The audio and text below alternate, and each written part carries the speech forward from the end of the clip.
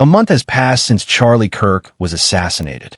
Even it has been transformed into a political statement by Rachel Zegler. Yes, Rachel. That same actress ruined Disney's live-action Snow White with a press tour that was less like a movie trailer and more like a campaign rally. Now that she's back, she's using Kirk's passing as justification to attack Trump, tariffs, American voters, and pretty much everything else that it's difficult to determine if she's attempting to spark a Twitter feud or win an Oscar. In any case, it appears that no one is purchasing it anymore. Let's face it, Rachel hasn't exactly been a popular in Hollywood lately.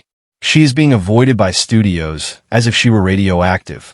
She has transitioned from red carpets to little-known independent films that are shown in 5 cinemas, including 2 in Idaho.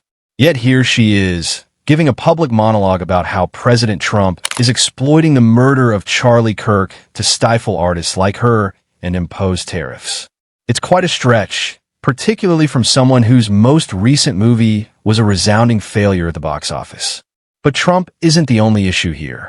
Gaza, Palestine, Biden, Harris, comedians, actors, tariffs, Hollywood outsourcing, and even American literacy are all topics she brings up. She really claims that Americans are incapable of picking up a book at one point. As in, really? You lose acting roles, and now the public's lack of reading is to blame? Not everyone is tone deaf. It's irrational, and it gets worse.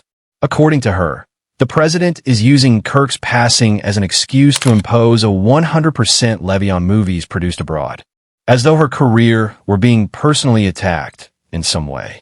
As though Trump sat down in the White House and declared, "You know what's going to give Rachel Zegler a bad week? Tariffs on movies." You almost have to respect the confidence because of the insane degree of self-importance. Nearly. Here's the worst part, though. The purpose of those same tariffs is to reintroduce film jobs to the United States. Jobs for American creators, studios, and crews, you know? Not quite an origin narrative for a villain. However, Rachel is out here behaving as though Hollywood is about to end, as if the whole business would implode unless Spider-Man is filmed in Prague rather than Atlanta. And don't believe that it was just her. This is not unique to her. Alec Baldwin, Ariana Grande, and Katy Perry all weighed in to make a tragedy into a political talking point. Charlie Kirk is not being lamented by them. His name is being used as a soapbox by them. Additionally, it is offending a lot of individuals. Because perhaps, just possibly, the moment isn't about your newest political gripe or your cinematic career when someone dies, especially in a brutal and public manner.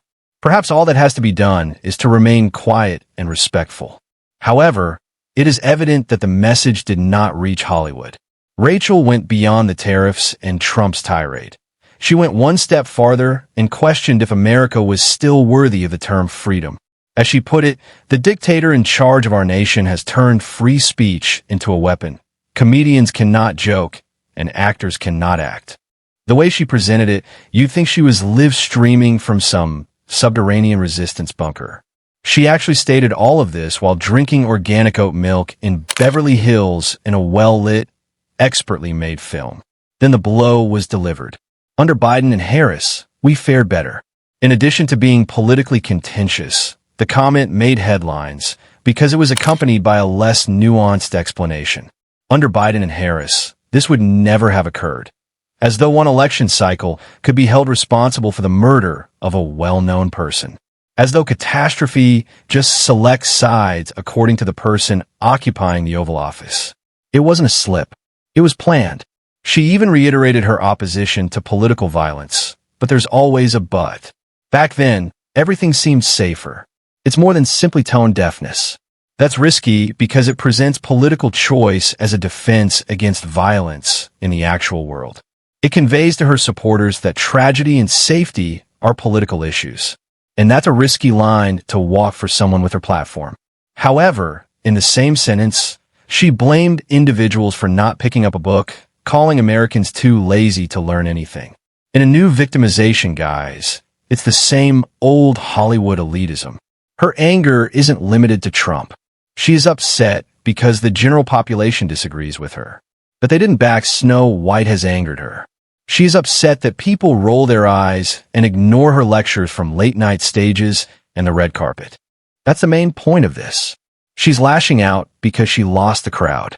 The true irony is that, despite having millions of followers, constant media attention, and her face featured on every hot issue, she continues to claim that she is being silenced. Sign the rest of us up if that's what silence looks like. However, Rachel's interpretation of quiet is actually only a lack of clapping. She was expecting applause, but instead she heard moans, and now everyone is to blame. In the meantime, those who truly collaborated with her behind the scenes have begun to discreetly but obviously distance themselves. She is no longer on the short lists of major studios. According to reports, independent filmmakers, the type that often take a chance on names who are controversial, are vanishing. She was even replaced before final casting by a supposed stage project associated with a reputable theatrical organization. This is not a coincidence. Before the industry recognizes it as terrible business, you can only blame politicians for so long. When Rachel attacked the core of the America First argument, it was her last strike. She asserted that it was only a pretext for prejudice and fear, not a strategic choice or patriotic position. She said that the true motivation behind these film limitations and levies was not to safeguard local studios or save employment, that IT has to do with managing diversity.